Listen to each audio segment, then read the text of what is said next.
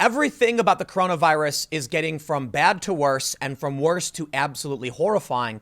And I gotta say this, I'm only half joking when I say I hope you're prepared for the apocalypse. No, I don't really think we're gonna end up in a nightmarish dystopian reality where all of humanity is wiped out. I'm being a bit silly, but I think this is going to get substantially worse than we can even realize. There's a lot of news coming out explaining exactly why things are worse than we actually know. Let me point out a few very important things. First, one of the first things I said, and as always, remain calm, but one of the first things I said was, we only have reason to be worried if, say, it's got a long incubation period and it's airborne. We're now learning that both of those are true. I then went on to say, if you're older than 50 or younger than 15, you probably have something to worry about, but most of us people in between those ages are probably fine. No, not the case. One of the first doctors was 34 and he died. So now we know it can kill people who are any age range, really. We're now learning two very important and terrifying details. First, the incubation period might be 24 days, meaning these quarantines that have been implemented are going to be ineffective. A report from Johns Hopkins University suggests the infection rate might be more than 10 to 40 times higher than we actually knew. And that means that one of the first whistleblower nurses who said the infection rate was over 90,000 might be telling the truth. The hospitals being built in China, these last minute emergency hospitals they put up in 10 days, they look kind of like prisons. And China's been mass arresting people who they suspect might be sick. And it could be because we have a month-long incubation period. That's at least one report now. I'm going to go through all of this. And now possibly one of the most frightening things we've seen. Yes, airborne matters. That's scary. You can breathe it in and get sick. But apparently, according to The Lancet, they say 2019 NCOV transmission through the ocular surface must not be ignored. They believe it could be transmitted by coming into contact with your eyes. I don't know if that means all mucous membranes, but you could even put on a mask. All these people wearing masks to protect themselves from breathing in the virus, and it's going in their eyes. It was ignored. This makes the coronavirus much, much more terrifying. But let me go back once. We'll look at these articles and I'll just point these things out. This first story I have from just a few days ago, China to investigate after whistleblower doctor dies from coronavirus. This is substantive because Li was 34 years old, which means even I'm not safe. This could affect anybody. We know that it's traveling as fast as the flu and it's substantially more deadly. We just saw around 90 people die in a single day in China. This might be getting substantially worse. It is getting substantially worse. It just keeps getting worse. Let me show you how things get really scary. The Daily Mail reported just today, the incubation period of new coronavirus can be as long as 24 days instead of previously thought 2 weeks, study reveals. That means these cruise ships, that means these other quarantines that have been implemented in the US and other countries of 14 days is effectively meaningless. If even one of those people is in an incubation period beyond 12 days, even doubling it, and they think everybody's safe and healthy and let you go, you could still be infected and be infecting everyone around you. To make things worse, you could take that one infected person, put them in a room with a bunch of healthy people for 14 days, no symptoms. They say, everyone leave. That one person infected everyone. This is where things get scary. The Daily Mail reports, the incubation period of a new strain of coronavirus currently ravaging China can be as long as 24 days, a new study has revealed. At present, scientists believe the novel coronavirus has an incubation period, the time between it entering the body and the last point at which it could cause symptoms, of around 14 days. And anyone suspected to be infected with the deadly disease is advised to be put under quarantine for 2 weeks right now in China and beyond. They go on, let's go down. They say, the fast-spreading disease has killed at least 910 people and infected more than 40,640 globally. People can be infected by being exposed to the virus carrying saliva or touching contaminated surfaces. Beijing officials previously claimed that the disease could be contagious even before symptoms show. The new revelation emerged in a study published yesterday by a group of Chinese researchers on MedRxiv, a preprint site for scientific medical papers. The report was written by 37 specialists, including Dr. Zhong Nanshan, who is the leader of a team of medical experts appointed by China's National Health Commission to deal with the novel coronavirus. So let's stop back up a second. Incubation, possibly 24 days. Transmission through touch of contaminated surfaces. airborne transmission through your eyes, even if you don't breathe it in. And it can kill people of any age. It's traveling as fast as the flu, and it's killed more people than SARS. It's not killed more people than flu yet, but it seems to be a substantial, I guess a worst case scenario is approaching. Let's read more. The team collected data from 1,099 confirmed coronavirus patients at 552 hospitals in 31 Chinese provinces and municipalities, the report said. Analysis found the average incubation period was 3 days, shorter than the 5.2 days suggested in a previous paper. But the range of a patient's incubation period could extend from 0 to 24 days. However, very few sufferers are believed to have shown symptoms after more than 3 weeks because the median figure is much closer to the lower end. One UK-based expert considered the findings worrying, but suggested that only a very small number of patients were likely to have really long incubation periods. But what does that mean? Look, I get it. They might say, oh, no big deal. But if one person has a really long incubation period, you let them out, they can infect everybody else. Professor Paul Hunter, a professor in medicine, University of East Anglia, said, the suggestion that the incubation period may extend up to 24 days is definitely worrying, especially for people currently in quarantine who may therefore expect to spend longer in isolation. To make things worse, what if you have somebody who's on day, 10 of the incubation period, and you put them in quarantine on, say, a cruise ship with, 1,000 so people who aren't infected. Now the infection starts. It could last up to 24 days, meaning some people might be on the very high end, or not even that. Let's say a person is put into this cruise ship. One person is sick, everyone else isn't. But someone doesn't actually get the infection until 2 weeks, until 13 days into the quarantine. They've just become infected, and now they're sitting on a 24-day long end incubation period. That means the quarantine would have to extend to a month and a half to be safe. I don't think it's going to happen. I don't think there's anything they can do, and I don't think they can actually stop this if it does get bad.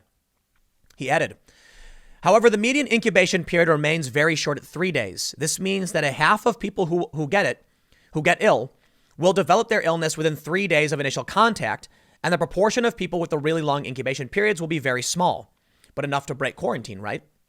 He also raised the possibility of patients getting infected on more than one occasion. He said, one of the issues with particularly long incubation periods is that it is often very difficult to exclude the possibility that the person had not had a second unrelated contact. Nevertheless, this new information illustrates is concerning. Nevertheless, this new information is concerning and illustrates the need to be continually reevaluating our risk assessments and advice. The new study was funded by 4 Chinese authorities: Ministry of Science and Technology, National Health Commission, National Mural Science Foundation, and Department of Science and Technology of Guangdong Province. It has not been evaluated by other scientists, and its findings should not be used to guide clinical practice, according to the website. Take it all with a grain of salt. We've also seen numerous reports stemming from one study that there were specific HIV-like proteins that aren't typical of coronaviruses that have a lot of people freaking out, and they're spawning a lot of theories that this could have been a man-made bioweapon or vaccine attempt or something like that. We don't know. I don't like to speculate on those things. I just want to tell you, take care of yourself, because I've got a lot more bad news. I really, really do. Now we're hearing the incubation period can be a long time. You see this photo. Check this out. China's vice premier last week ordered Wuhan officials to put all confirmed and suspected coronavirus patients, as well as their close contacts and those with fever, in hospitals and quarantine camps. Pictured, people wearing protective face masks, covers themselves with large plastic bags to prevent the virus outside the Shanghai railway station on Sunday. But if it's they're wearing goggles. Notice they're wearing goggles. That's right. Because people are concerned you can contract it when it makes contact with your eye, in the air, or touching a surface. I don't know how they're breathing, however, because it's airborne. So I'm not sure. I mean, it's better than nothing. I don't blame them, especially considering how bad it's gotten. But let's get scary. Let's make it worse for you guys. This is a story from the other day, the Washington Times. Where did they go? Millions left Wuhan before quarantine.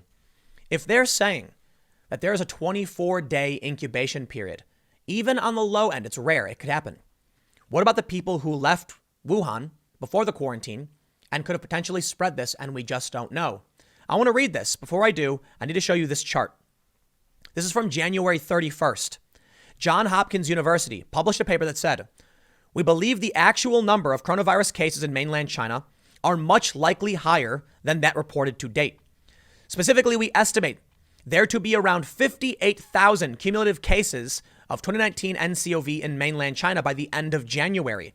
As of January 31st, the reported cases is close to 12,000. This estimate is in line with our previous analysis on January 25th, which estimated the proportion of reported to estimated cases to be close to 10%.